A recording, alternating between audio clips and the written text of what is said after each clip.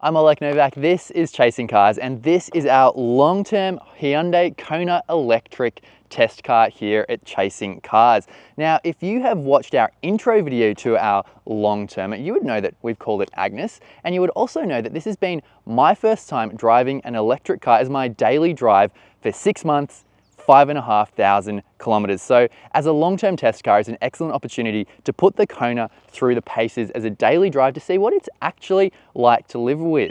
Not only that, but see what it's like for me to live with an electric vehicle. So after 5,500 kilometers, 6 months, it's almost time to hand the keys back to Agnes. So there's a lot to cover off in this video, so much so that we're going to be doing it in 2 parts. Within these 2-part videos, we're going to be sharing my 5 hits and my 5 misses of living with Agnes and what this vehicle is like as a daily drive and an electric car. Not only that, but we will be answering the question of whether I would be happy to hand the keys back or whether I'd be sad to see it go and whether I'd be happy to keep this as my permanent car. So there is lots to cover off. We're going to start by telling you what we've done with Agnes over the last 6 months. But before we do all of that, make sure to hit like, subscribe, and join us on our journey to 200,000 subscribers. Chasing Cars, honest reviews of your next car. Brought to you by Budget Direct.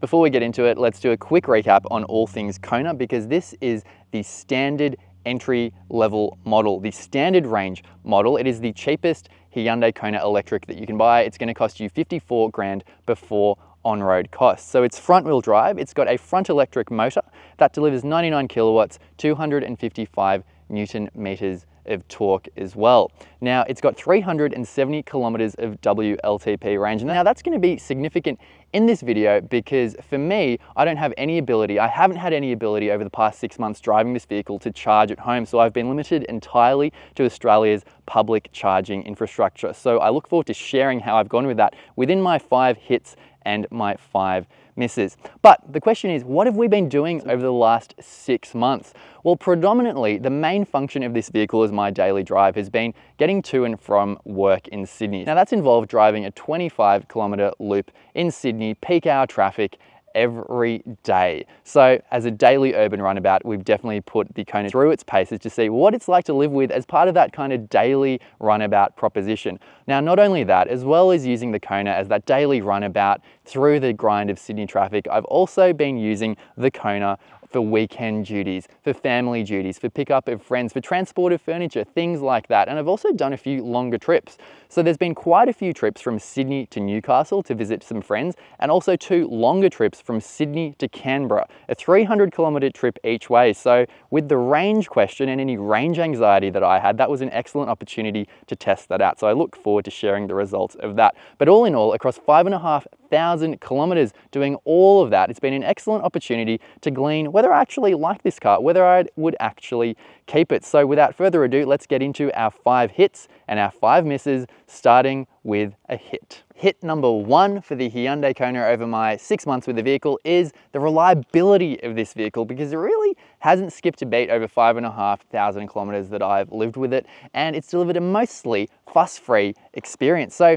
really, I reckon the Hyundai Kona electric offers a turnkey, or should I say push button solution for most drivers. You essentially get in the car, you switch it on, you drive, it does what it says on the tin, and it does it in just a really easy way. It's easy to live with, it does what you want it to do.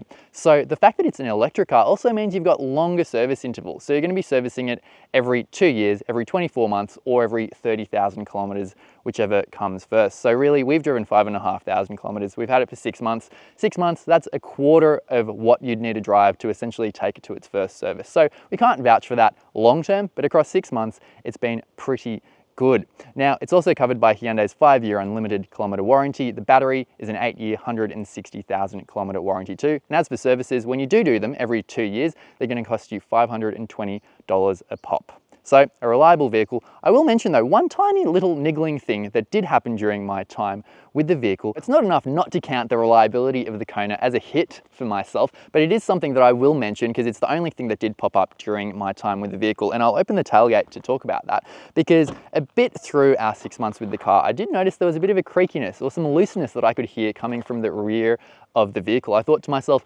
have we been driving the Kona too hard? Have we made something loose? Took it into Hyundai. Within 15 seconds of going for a drive with the Hyundai mechanic, he identified what the sound was, and it was the tailgate stoppers. So because they're hard plastic, he identified that they do go a bit dry over a longer period of time, and the solution was really simple. He just applied some lubricant straight away, and Bob's your uncle, Agnes is your Kona. I was instantly able to go driving with the Kona. There was no more creakiness coming from it. So that was a really quick, simple solution, really quickly diagnosed and really quickly dealt with. So again, that is just something to note if you have a Kona, and if you do notice some creakiness coming, that is what it was. But again, overall, for me, the Kona, a highly reliable, highly satisfying vehicle to drive, and that is why the reliability is hit number one. Now, that is a good thing that the Kona Electric is a reliable car, because I don't think it's necessarily a work of art that would necessarily make you forgive it for any reliability issues, and that brings us to styling. But let me clarify that, because originally I was quite taken by the styling of the Kona Electric, including the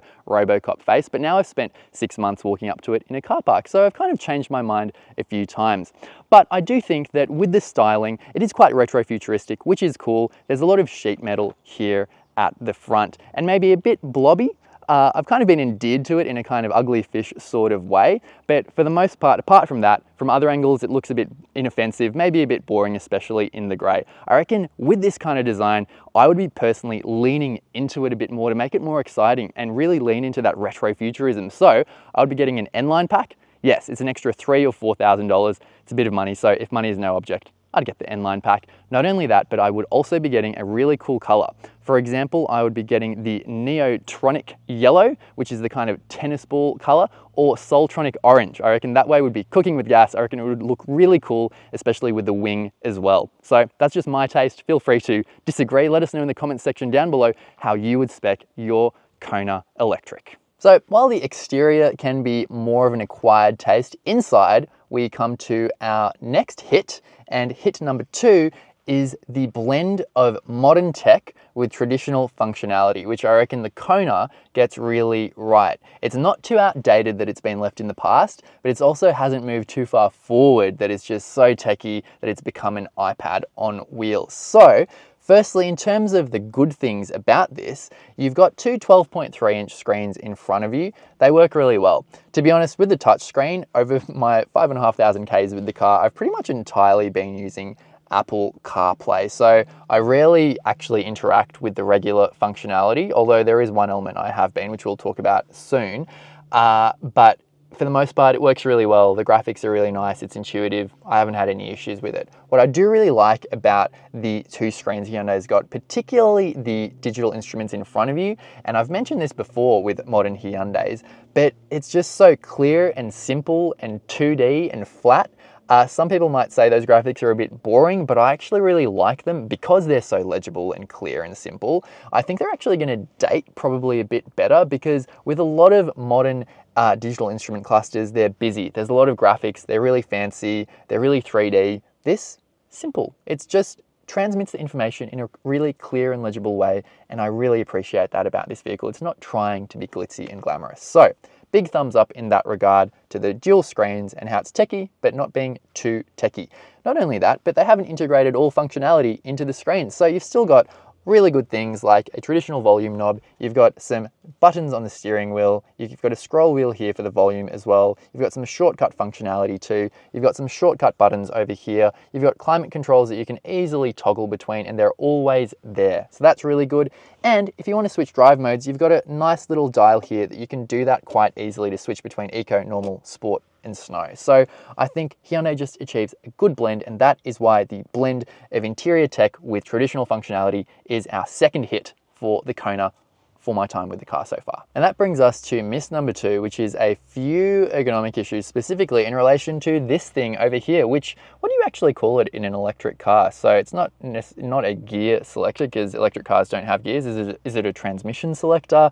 Is it a shifter? Is it a drive selector? Is it a direction selector? Anyway, whatever you like to call it, the transmission selector, that's what we'll go with for this video, has required a bit of getting used to in the Kona Electric. So it's column mounted, it's a shift by wire, you twist it forward for drive, backwards for reverse, and there's just been those, while I've gotten used to it overall, there's been those few moments where you are in a situation where you have to change directions quite quickly. Perhaps you're doing a 3-point turn, and sometimes it just requires my brain that extra moment of recalibration to figure out which direction I have shifted into or twisted into. Am I in the right mode? Because it does revert. So that's just something that, compared to a traditional gear selector where it's just really mechanical feeling, you feel really connected, you always know what you're in. I don't feel you have that with a lot of modern traditional transmission selectors where you don't have that mechanical connection and where it just reverts back to the same position. I might be wrong about that. It has required a bit of getting used to. So ergonomically, that is one thing.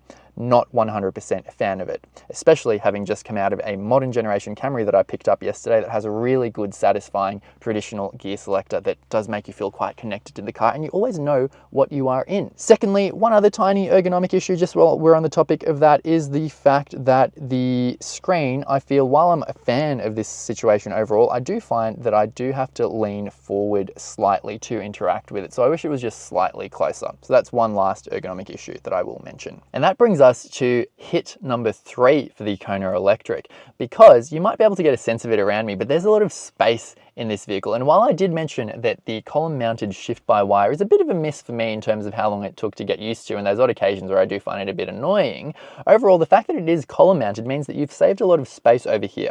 And not just here, but overall this is a really well packaged vehicle. So at the front, while it is quite dark, grey and black, at the same time it doesn't feel too cocooned. You feel like you've got a lot of space. It feels really open. The fact that the screens are over here, the fact that there's all this open space, it feels pretty spacious. It doesn't necessarily feel like a small SUV. I was transporting some friends the other day and they said this does not feel like a small car when I told them it was a small SUV, and I tend to agree with that. In the back, you've got plenty of room. For me, it's 6 foot.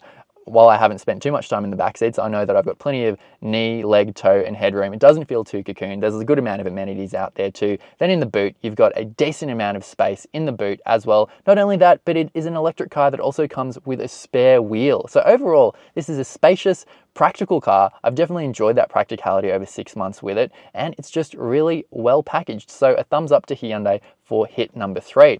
But we're going to roll straight into miss number 3, because given it's so spacious, there's a lot of room to remind you about some hard plastics that you will find in this interior. So in terms of the door tops, the sides of the doors, there are some hard plastics there to remind you that you are in an entry-level model. Not only there, but also around here, there's a lot of hard plastics. I will give it to Hyundai that it does feel really well built and well screwed together. But yes, there's a lot of hardness to the cabin as well, because this is so open. So if you have things there, they might roll around a bit, they might clang because of the hard plastics. And there's also, because it's so open, there's not really a closed section. Well, there is, but it's quite tiny. So I found that when I had valuable items, I was always taking them with me. Not that you should leave them in the car, but I think you definitely can't leave them in this car because it's a bit open unless they can fit into this closed section here. So that's just one thing to note with the Kona Electric. So that is the end of part 1 of our final wrap of our Hyundai Kona Electric long-term video. Stay tuned for our next video where we share our final hits and misses of what it has been like to live with Agnes for the past 5,500 kilometers.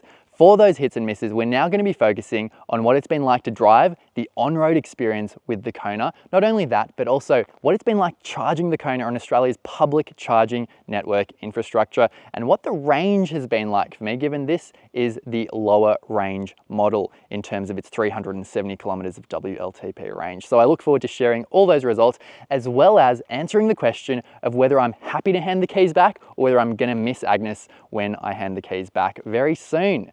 So stay tuned for that video coming out very soon. As always, thank you for watching Chasing Cars, and make sure you hit like and subscribe and the notification bell below.